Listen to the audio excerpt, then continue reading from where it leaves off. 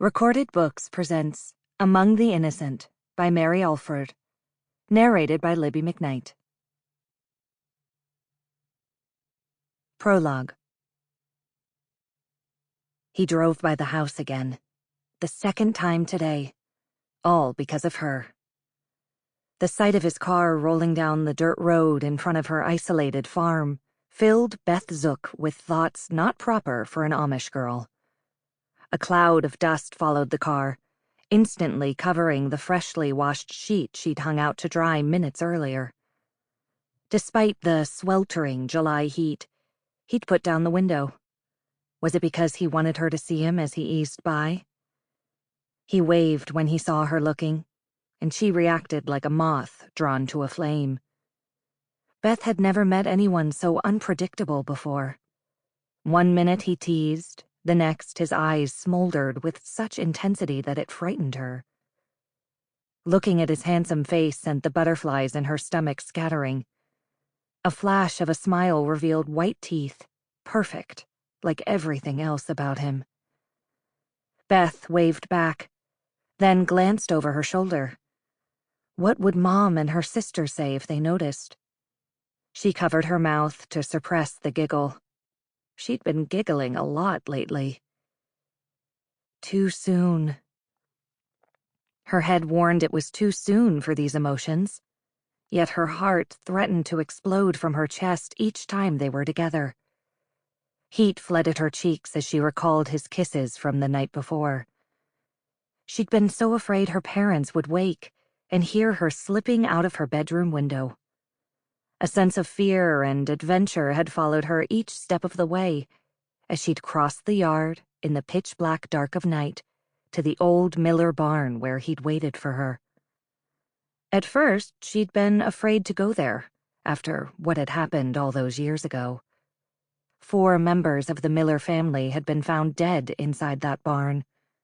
Leah Miller, the oldest daughter, was the only survivor. Whispers around the community about the unspeakable evil that had transpired that night could still be heard. When Beth told her suitor about the murders, his eyes gleamed with excitement. While he seemed to enjoy envisioning what had happened back then, the barn gave Beth the creeps. But she kept that to herself because he made her feel special, beautiful, important. For the first time in her life, she longed for things not found among the plain people of St. Ignatius. A life of pretty things, like he promised. Last night, when they'd met, he'd asked her to run away with him. Her heart had overflowed with eagerness until reality tamped down her happiness, and Beth realized she wasn't ready to leave her home, her family.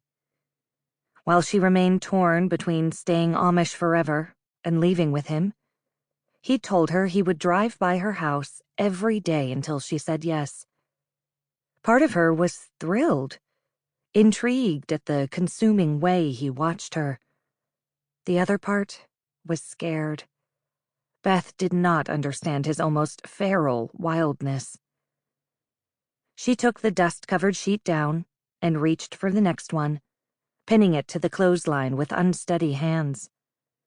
When Mom wasn't watching, she'd sneak inside and rewash the soiled one. That way there wouldn't be questions to answer. Out of the corner of her eye, she noticed the car slowing. Brake lights flashed. She picked up the next sheet and hung it. When he honked, she whirled toward the sound while praying the family wouldn't come to investigate.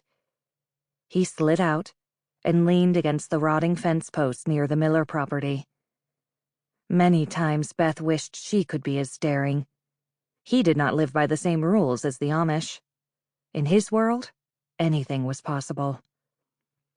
She still couldn't imagine why he wanted her. A man so handsome could have his choice of any girl, English or plain.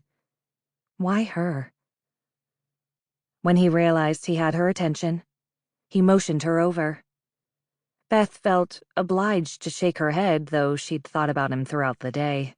Was eager to see him again. She anticipated his kisses with every beat of her heart. She touched her hands to her burning cheeks. Such thoughts Sample complete. Ready to continue?